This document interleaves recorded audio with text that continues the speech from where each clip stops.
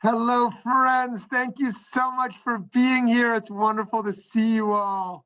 And thank you for joining us on this very special day leading up to a very important weekend where Tu B'Shvat and MLK Day will coincide, where our advocacy for environmental justice and racial justice intersect.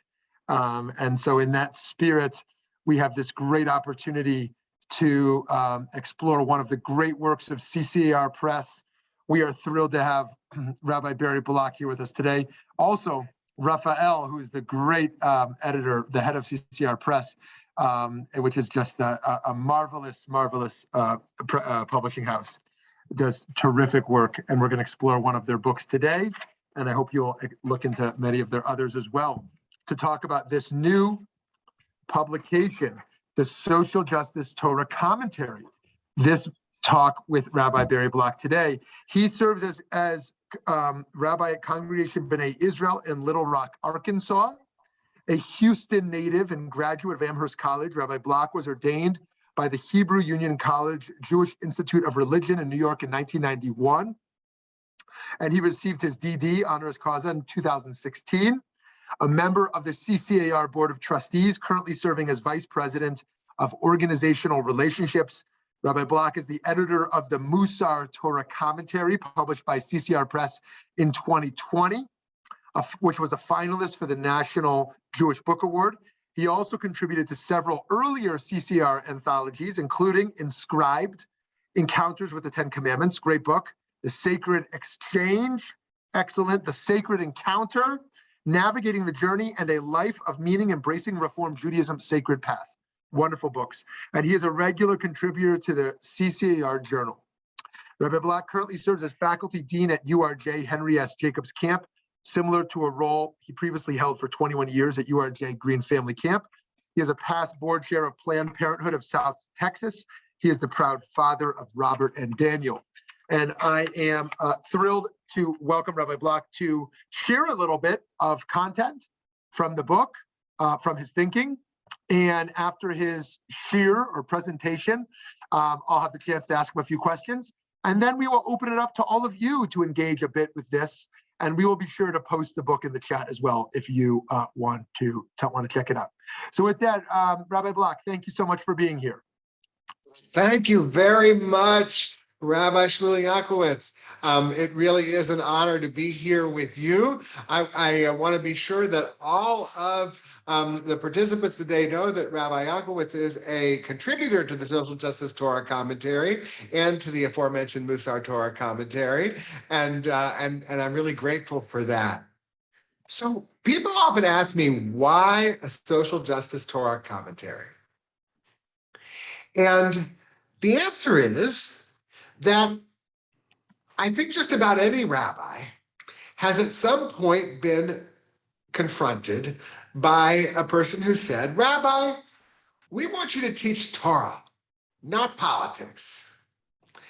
And part of my response is that I don't preach politics. I certainly have my partisan views, but I don't express them from the pulpit.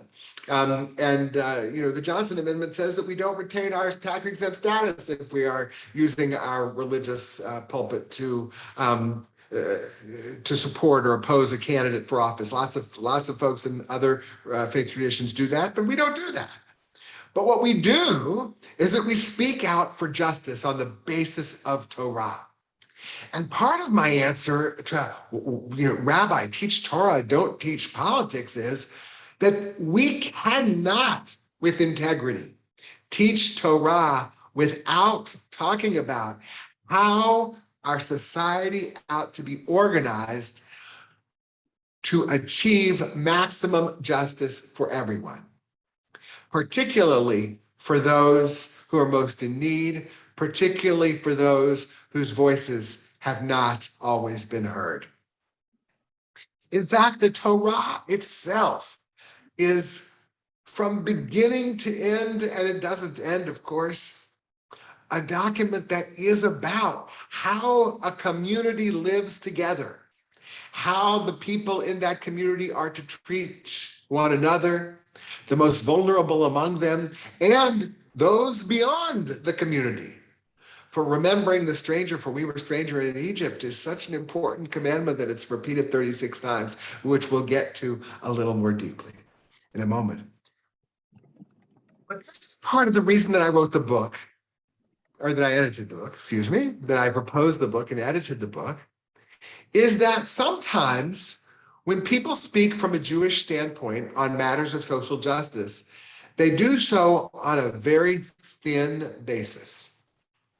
That is to say that there are great principles of Torah, but B'Tselem Elohim, every single one of us is created in God's image. Tzedek, tzedek tirdof, justice, justice shall you pursue. And the aforementioned, remember the stranger. Sometimes we don't go any deeper than that when we're going to make a point about social justice. And the Social Justice Torah Commentary invited rabbis and scholars, a cantor, lay leaders, to delve deeply into each parsha and into the parshanut, into the commentary, the traditional midrash, the traditional readings of the parsha by the sages, and also modern explications, modern midrash, modern interpretations, and the author's own interpretations of the parsha in order to develop a social justice argument deeply rooted in the parsha, not just on the surface. So I thought I would share an example. And, there are people, who do sort of like a parlor game trick, which is, opening up a book and, sort of pointing to any page and then they can teach from any page. My version of that is that when I'm invited to speak about the Social Justice Torah Commentary, I open to the Torah portion of the week. And I make a source sheet based on whatever parashah we happen to be reading, not my own source sheet. I want to be very clear. Yes, I make the source sheet, but I make the source sheet based entirely on what the author of the chapter for this parashah in the Social Justice Torah Commentary did. So this week we are reading Parashat Beshalach, and the entry on Parashat Beshalach is written by Cantor Seth Warner. He's the cantor of Congregation Shira Hayam in St. Louis. And his chapter is called Our Obligations to Dreamers and to Ourselves. And so you might think that it's an essay about the Dream Act and about dreamers and about deferred action for childhood arrivals. And it's so much more. What it is really is a commentary on Parashat Beshalach that we're reading this week. So I'm going to share this with you. There we go. Can you guys see my screen share now? Okay, good. So we're going to begin with the Parsha itself. What did I do? I did something bad that made it look like I'm trying to edit the sheet, but I'm technically challenged a little bit. But all right, So we're reading, of course, from Exodus chapter 14, starting at verse 26. And Adonai said to Moses, hold out your hand over the sea, that the waters may come back upon the Egyptians and upon their chariots and upon their horsemen. Moses held out his arm over the sea, and at daybreak the sea returned to its normal state, and the Egyptians fled at its approach. But Adonai hurled the Egyptians into the sea. The waters turned back and covered the chariots and horsemen. Pharaoh's entire army that followed them into the sea, not one of them remained. But the Israelites had marched through the sea on dry ground, the waters forming a wall for them on the right and on their left.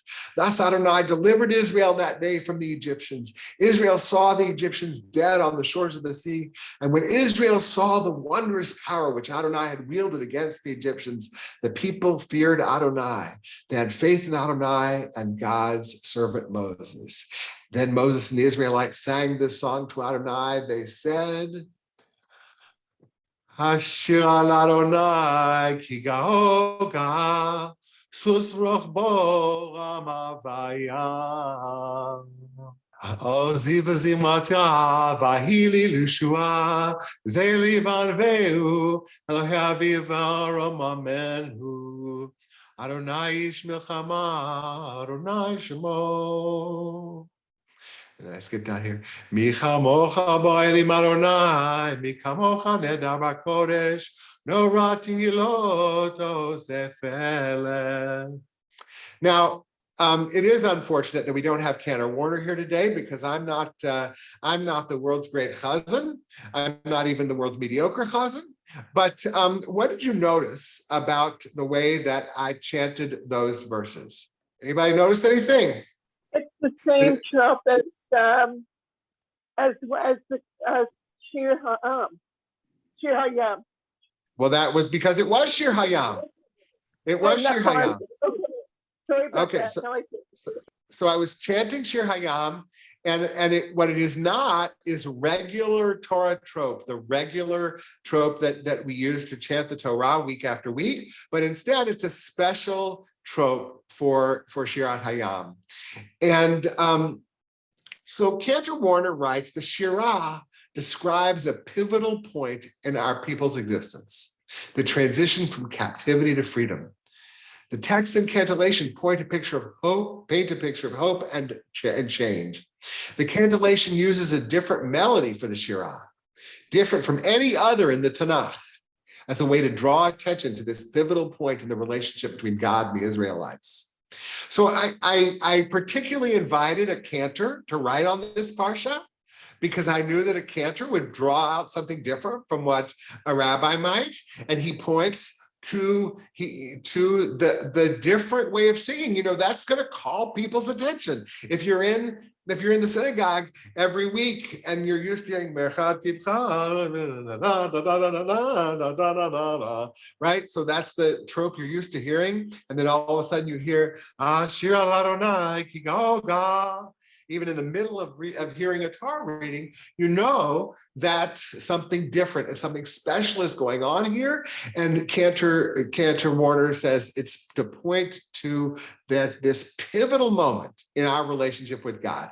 Moses is said to have sung the Shira in a special voice. So the idea is, the tradition is, that doesn't come from some medieval writers of a cantillation system, but it's from Moses himself that we have this special tune to glorify God's saving power, and the melody reflects that shift from biblical narrative to Moses's words.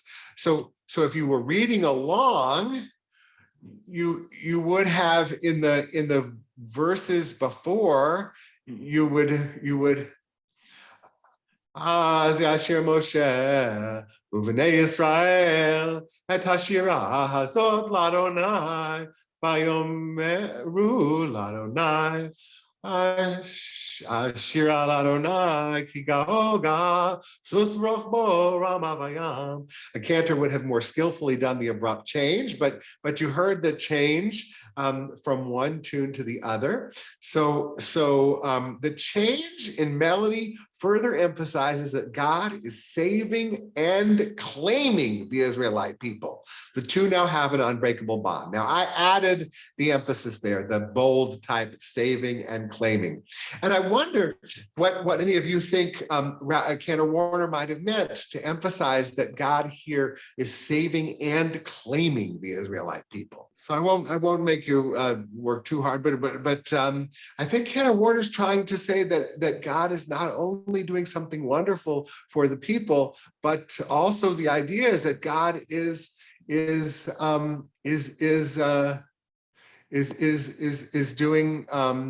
doing something to is seeking to bring us into a new obligation. So then Cantor Warner goes back to the beginning of the book of Exodus and reminds us that a new king arose over Egypt who did not know Joseph and said to his people, look, the Israelite people are much too numerous for us. Let us deal shrewdly with them, that they may not increase. Otherwise, in the event of war, they may join our enemies in fighting against us from the ground. And he continues by reminding us that our American government often treats immigrants with an attitude similar to that of the Pharaoh who did not know Joseph. The stated reason for Pharaoh's hatred of the Israelites is that they're growing too numerous and can become a potential enemy of the Egyptians. This ideology is shared thousands of years later in our country as xenophobia veiled as security concerns about those seeking a secure home in our country. There's a reason that Rabbi Shmuly is so often leading, perhaps some of you, into activism at the border near where you're located, much nearer where you're located than where I am, even though I'm a Texan and used to be nearer the border. But there's a reason why Rabbi Shmuly is often leading you into activism there, and it is because God has claimed the people of Israel for this process of remembering the stranger and as a people saved by God with an obligation to God, and that we are hearing in those who oppose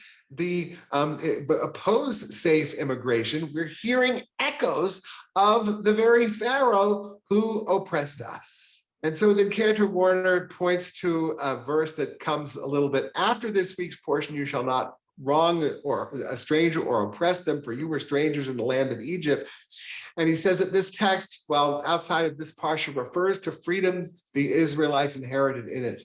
It is repeated more than any commandment in the Torah, 36 times, which we understand as double chai or two lives. And then Cantor Warner says that the message is, consider both your lives, yours and the strangers, as equally important in the eyes of God. So double chai for your life and the stranger's life. That's why that commandment is mentioned 36 times, Cantor Warner teaches us. And he turns to a text from a halachic discussion called Pninei Halacha, the passage on Pesach, which says that additionally discussing the fact that we were ignoble slaves awakens our sensitivity and consideration for strangers and for the unfortunate who suffer and need help. So we remember that we were strangers, that we were slaves in order to spur us to action. And then Rabbi Cantor Warner quotes Rabbi David Jaffe. Also, I'm sure Rabbi Shmuly knows Rabbi David Jaffe, who was also a contributor to the Musar Torah Commentary. This commandment is not as simple to fulfill as it is easy on the eyes. So remember the stranger. It's easy on the eyes. It sounds good. We like it. Rabbi Jaffe notes the commandment is directed at a people that was once vulnerable, but is now in a position of power in relation to the vulnerable people in our society. And you might think of that as directed at us. We, most of us, North American Jews, Israeli Jews, are in a powerful position in relation to vulnerable people in our society. Most of us, of course, there are vulnerable people inside our communities as well. But I think Rabbi Jaffe is talking about the ancient Israelites. That the reason that the Torah itself says, remember the stranger, for you were strangers in the land of Egypt, is because the ancient Israelites to whom the Torah is addressed originally are powerful in relation to vulnerable people among them. Absent a process of dealing with the transition from vulnerability to power, contemporary Jewish communities are at risk of mistreating the vulnerable in their own societies. By repeating the injunction so many times, the Torah hopes to habituate even the powerful Israelite or contemporary Jew to break the inclination to become the oppressor. You know, I recall talking with a physician friend who was in the years after residency, at a time when some of you are old enough to remember when, if you are a physician or you had friends or family members who are physicians, when medical residents worked 36-hour shifts, shifts of a length that are not legal actually these days, because it wasn't safe, right? I mean, because they were treating patients when they hadn't slept in 2 days, and some of the physicians who'd already been through residency thought that it was awful that these rules had been changed, that the new young doctors should have to go through what they had gone through.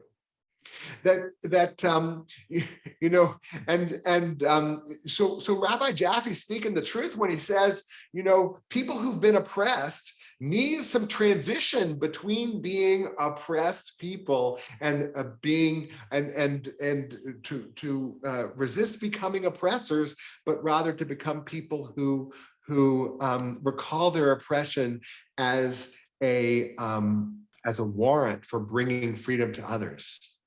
Ideally, writes Cantor Warner, when saying you love yourself, so he's talking here a little bit about love your neighbor as yourself or love the stranger, you are inherently acknowledging your imperfections. You're trying to appreciate what those imperfections have taught you and are striving to fold those teachings into the values of your life. When we understand our propensity to become the oppressor, in other words, each of us needs to really examine, how am I enjoying my privilege as a citizen, for example? Is our propensity to become the oppressor? As Rabbi Jaffe suggests, we can acknowledge our own trauma of oppression and therefore be inclined to feel more naturally loving, embracing, and truly interested in the stranger we encounter.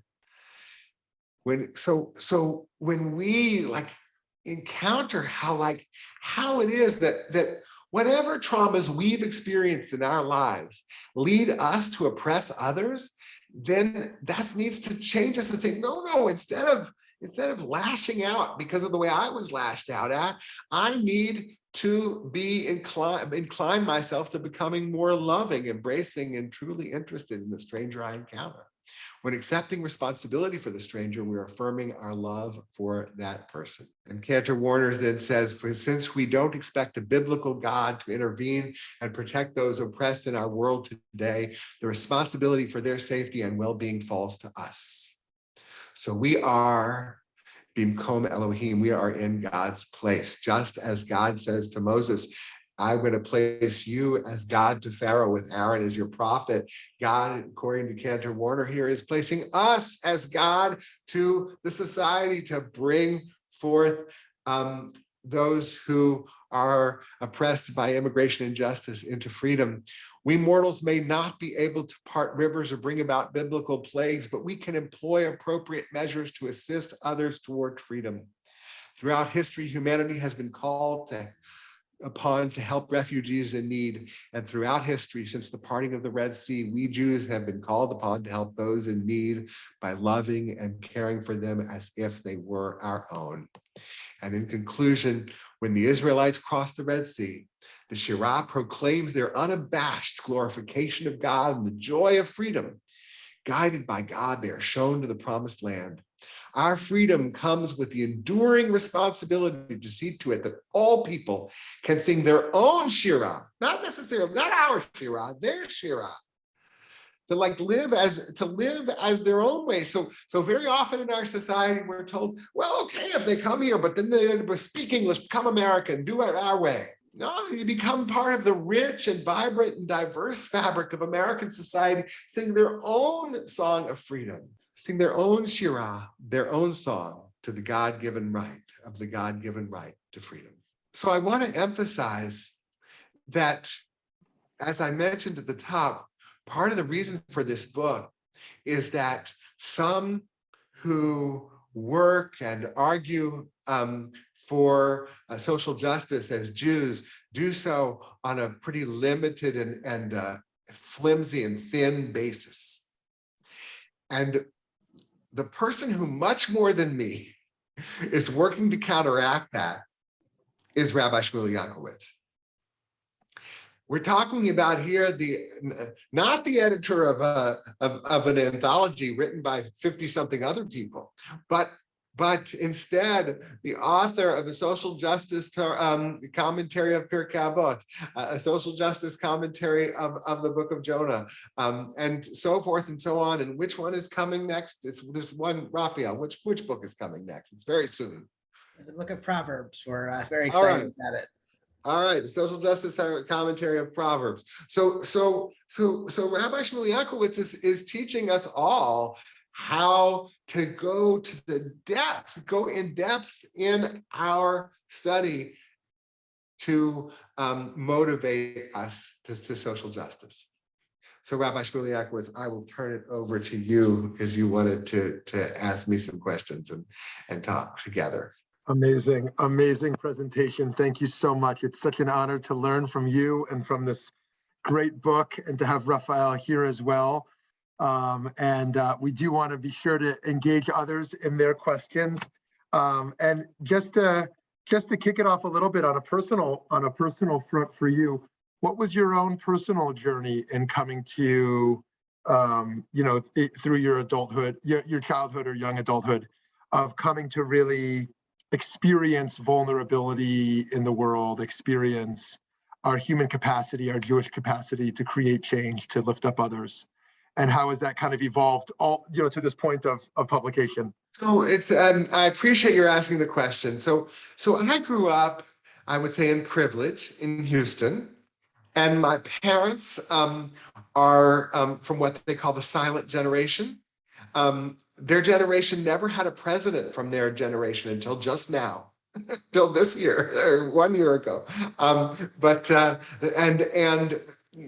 In keeping with their being part of the silent generation, my parents, although both born and raised in Houston, so very much there in the South, did not participate in the civil rights movement. They would say that they quietly supported it, but they didn't participate in it. But unlike most of their peers, my parents had a sort of an awakening in the 70s. I was welcomed into that awakening, I suppose. And I really want to lift up my father, because my parents' marriage ended when my mother, I'm just going to sort of compress the story and say that my mother came out as lesbian. And that was in 1978.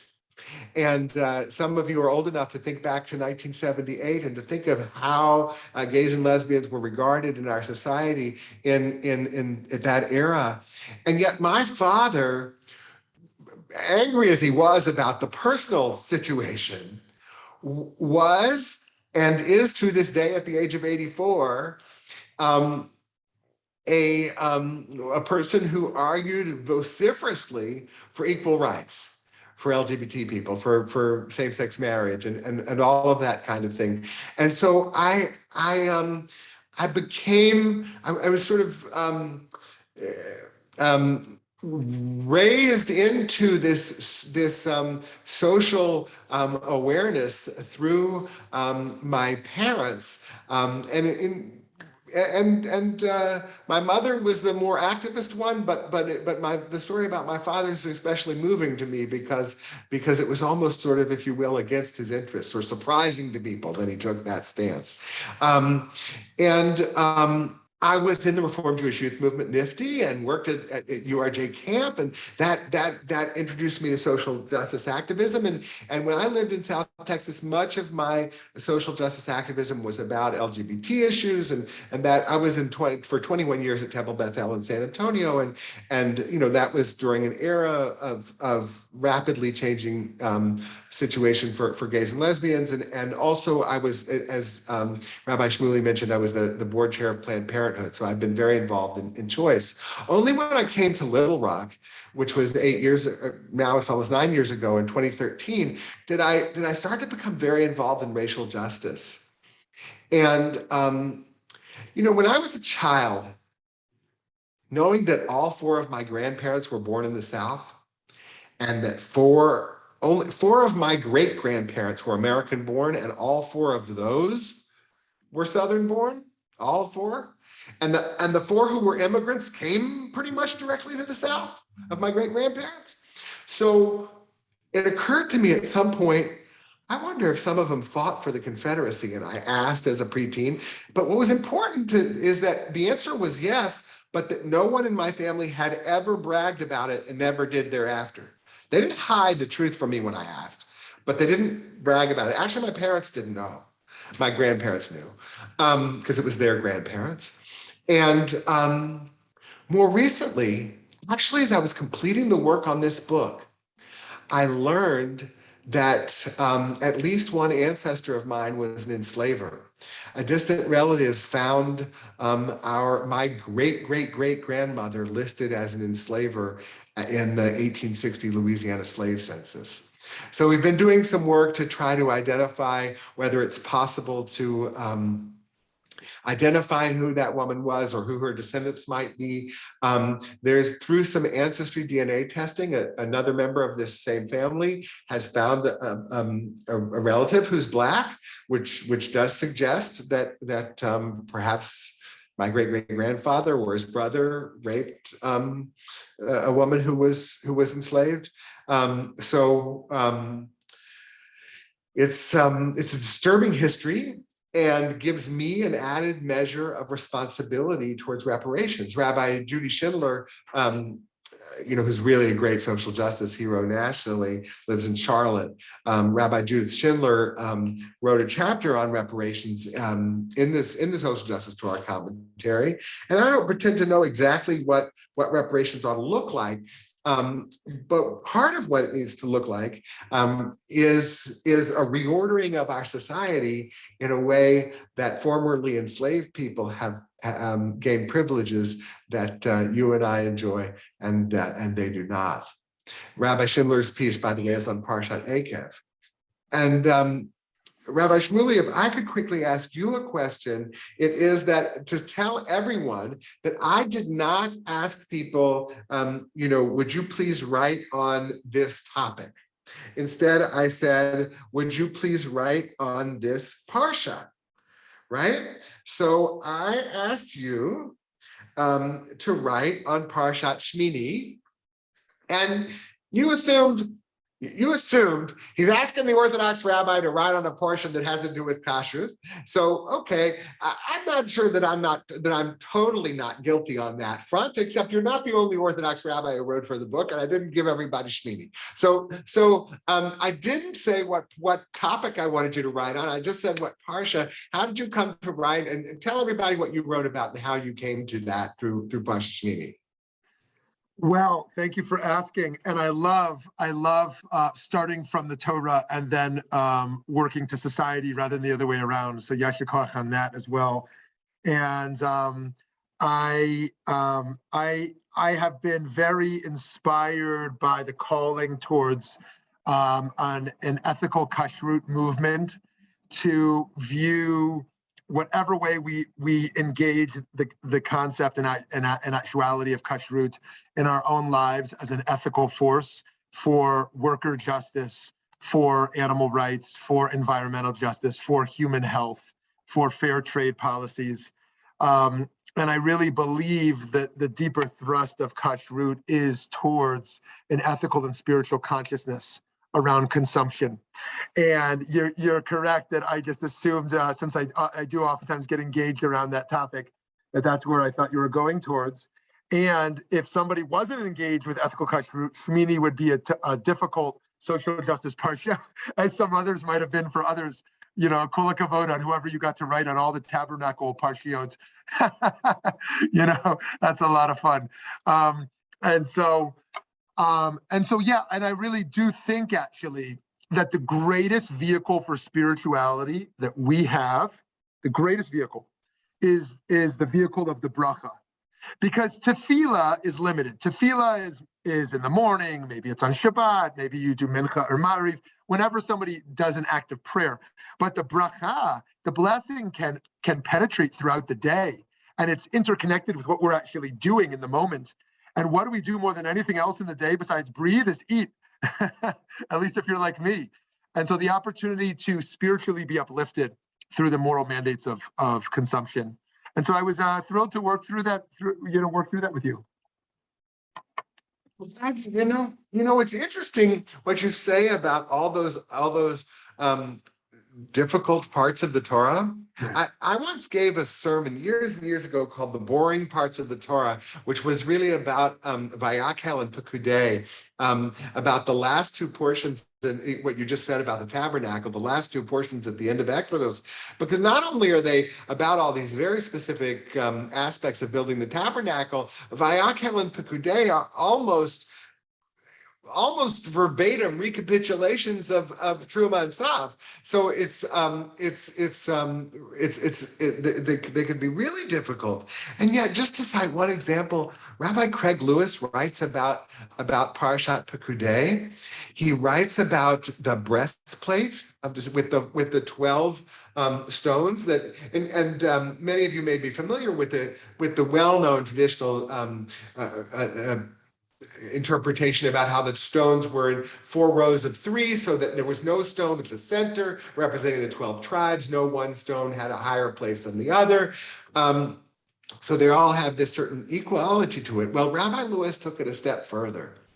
And he said, look, each tribe is represented by a different precious stone. And Rabbi Lewis did some work in like learning about how different precious stones are cared for. And in order to care equally well, let's say for a sapphire and a ruby, you have to do different things. It's not the same process taking care of a ruby just as well as you need to take care of a sapphire. And from that, he constructed an argument about education equity, saying that what you need to do, what we as a society need to do to provide excellent education for every child doesn't mean that we need to spend exactly the same amount of money or provide exactly the same type of education to every child, because one is a sapphire and one is a ruby. And each one needs something different, and another's an emerald. So people do find, by the way, the point of that sermon I gave a million years ago on the boring parts of the Torah is there is no boring part of the Torah as long as you're willing to get into it and find what's meaningful. I mean, I thought you were going to say Tazria, and our colleague, really your colleague, Maharat Rory Picker-Nice, wrote something so important on Parashat Tazria, which is about, it's about something arcane and a ritual that many of us may find offensive, that has to do with the person who's given birth having to be sequestered with their newborn for 30 days if it's a male, 60 if it's a female. And then, but what Maharat Picker-Nice points to is that they bring the same sacrifice at the end, which Nachmanides, she teaches us that Nachmanides tells us that it's a ransom for the childbearer getting her body back whole to herself, because of course the fetus in our tradition is part of the pregnant person's body. So now the childbearer has her body back, and she gives this sacrifice, and it's the same for everybody, for every childbearer whose child reaches that age of safety and thanksgiving. And her point was, we need to be providing the same level of care to every childbearer and every baby that's born. You know, we have in this country levels of infant and childbirth mortality that are much higher than most of the wealthy industrialized world. And of course, it's not equal inside this country, much higher among communities of color, much higher among poor people. And so that's where Maharat Picker-Nice goes with such a parsha is Tazria. So it's Raphael and I continued to be blown away as we kept getting in these chapters, I have to tell you. Let me ask you one other quick question, and then we'll open it up to everyone else here. Obviously this isn't written solely for the Reform movement, but that's the primary audience here. And I wonder, with the Reform movement in America today's engagement with social justice work, what would you say is going really well in that regard? And what would some examples you'd point to? And what do you think are some challenges and some struggles for the Reform movement's engagement in social justice work? Thank you for the question. So what's the definition of going well is a really important part of the question. So I would say that if what's going well is what unites our community. Well, let me say that to me the issue on which it's going the best is LGBTQ equality. We certainly are not there, but unlike so many other justice issues in our world today, LGBTQ equality seems to be continuing to go in the right direction. Same-sex marriage equality, I should say, seems to be settled law. There was a strong majority opinion that you can't be fired by the Supreme Court, including Trump appointee, that you can't fire someone for being gay or lesbian or transgender even. So, and furthermore, and another definition of what's going well is it's an issue that unites our community.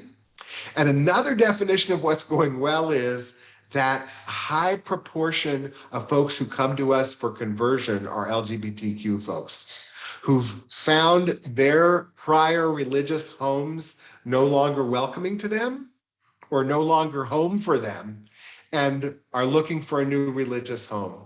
And so there's a variety of ways in which I would say that the struggle for LGBTQ equality is something I've been involved in throughout my whole rabbinate. I've been a rabbi for, it'll be 31 years this May. So that's something I would say that's going well. I would say that what is the second hardest issue is racial justice. And what do I think is going fairly well is the increasing recognition that we are not a monochromatic community ourselves, that we have Jews of color in our midst, and that the struggle for racial justice includes everyone. Where it's going poorly is that those who there are folks who write off movements like Black Lives Matter simply because of one organization's positions on Israel, for example, and sort of, and not only that, but sort of. And Ken Chasen writes really well, and Rabbi Ken Chasen writes really well in the Social Justice Torah Commentary about the struggle in Black-Jewish relations. For example, how badly he writes that Jews responded to defund the police and didn't try to come to understand it before rejecting it. Of course, the hardest issue is the fight for social justice in Israel. I would say our community is quite united, as is really the whole North American Jewish community from modern Orthodox all the way left, about religious pluralism in Israel. But when we talk about the occupation, I mean, we are divided amongst ourselves, and sometimes those discussions within our communities become toxic. And so in the Social Justice Torah Commentary, it's not toxic, but we have two pieces on one on Parashat Lech Lecha by Rabbi Jeremy Barris and one on Parashat Behar by Rabbi Jill Jacobs, both talking about being worthy of the land. And while they both draw deeply from the parsha on which they're writing, they also both draw from a different text. The same one, they both draw from the same text that the land will spew out, vomit out its inhabitants if they're not righteous. Rabbi Barris applies that to Palestinians who support terrorism, and Rabbi Jacobs applies that to the people of Israel if we continue the occupation. And separately, Rabbi Ethan Bear writes on Parashat Korach that we really ought to regard our disagreements about Israel as machlochet l'shem shamayim, as an argument for the sake of heaven, and not exclude people whose views of Israel are different from yours or mine. That's the hardest. That's the one that's not going.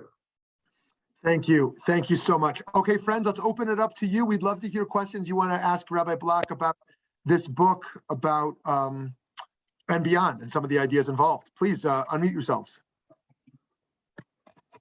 Hi. Right. Just a question. I mean, to me, I feel that from halachic sources, the most important thing is universal health care and a minimum wage. You have to pay the person a fair amount. We have to, there's nothing more important than healing. Is that something that anybody writes about in your book? And is that a social action that that you're involved with, or anybody else in the movement?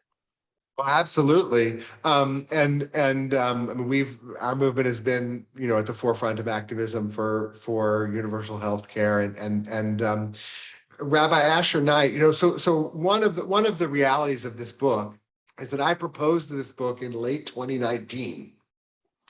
And then I was recruiting authors in the spring of 2020.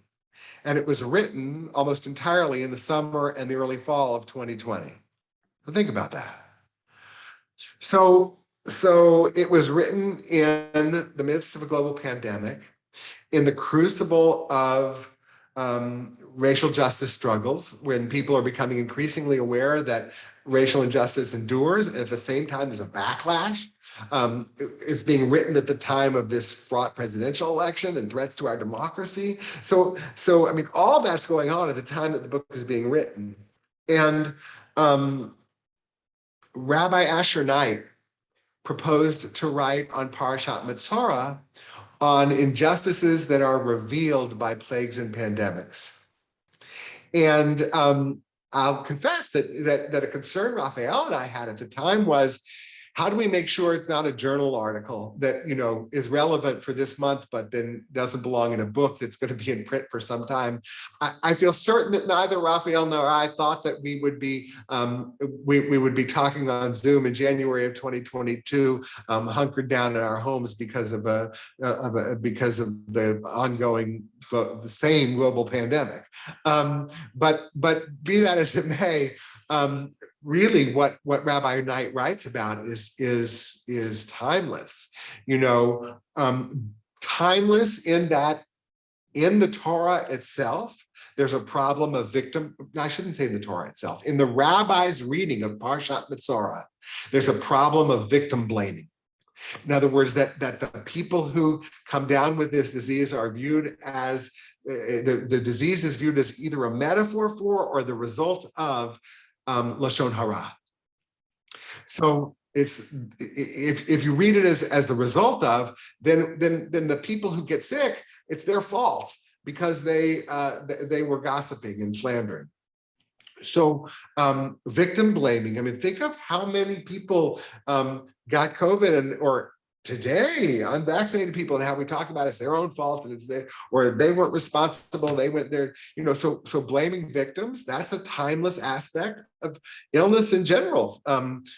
And then of how that illness, in the case of COVID, increasing, impacts people of color and low-income people, and people who live in close quarters, which is often the same as poor people, right? So much more than others, disproportionately, right?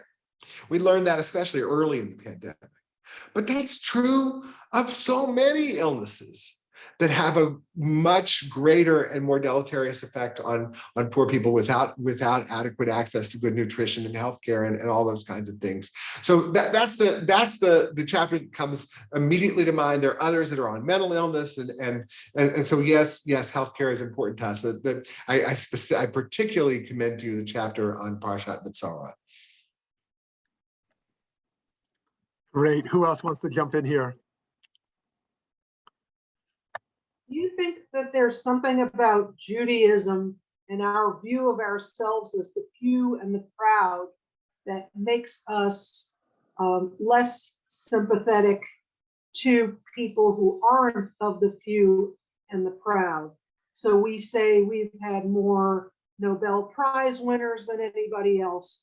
We're closer to God, and we look down on and we say Orla Goyim, like we have something to teach all the rest of the world that would make us less sympathetic to the rest of the world.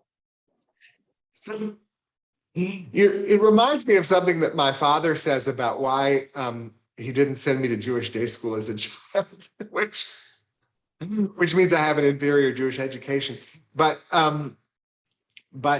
which the Hebrew Union College really tried to correct. But when I was growing up, the only option for Jewish day school in Houston that wasn't Orthodox, which was Orthodox would have just not been considered by my family, was at a conservative synagogue. And my father's impression of the children who went there was that they were Jewish superiorists. I think, by the way, he was wrong about that, about the kids who went to Beth Yisrael Day School in Houston, but at the Schechter School in Houston, and in fact, there's a whole irony in this, which is that the Reformed Jewish Day School in Houston is named in memory of my grandfather. So, which happened later. I was already well out of school. But I do think we have a problem with Jewish superiority.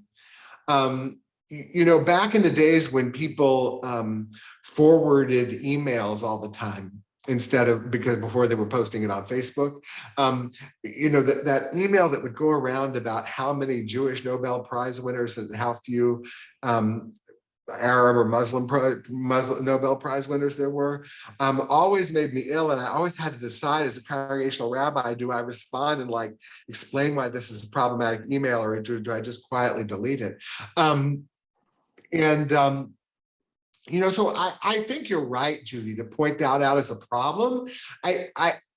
I suppose that part of the answer is that people like Rabbi Shmuly and myself and others are working against that simply by and the 50-something contributors to the Social Justice Torah Commentary, to working against that simply by writing pieces about all of these social justice issues and our Jewish responsibility to address them. And when you read the piece on Parashat Lech Lecha, deserving of the land, you may think that it rings of Jewish superiority. Because we're all over the place, and on purpose, the book is diverse. Well, I'm saying that I would agree with you that the Torah fights against that. I'm saying that as a social phenomenon, as a group dynamic, we like to feel proud of ourselves and good about ourselves, and that works against the pressures that the Torah puts on. Right. So it is. There is this dilemma, I suppose, as a Jewish parent and as a rabbi concerned with a lot more kids in addition to my own children,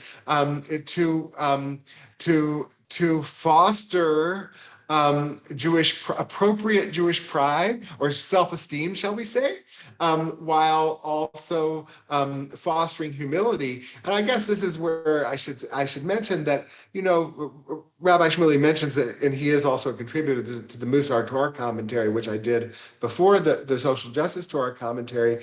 And in the introduction to this book, I write about why the Musar Torah Commentary came first, is because we have to work on ourselves before we can work on the world. And that Musar work starts with humility. So humility, we usually think of it as an individual thing, but humility for us as a group has to be, you point out really beautifully, Judy, how humility for the Jewish people as a group is necessary in order for us to proceed with social justice work. Great. I see that Jim has had his hand up over here. Jim, if you want to jump in. Yeah, thank you. I got here a little late. I apologize.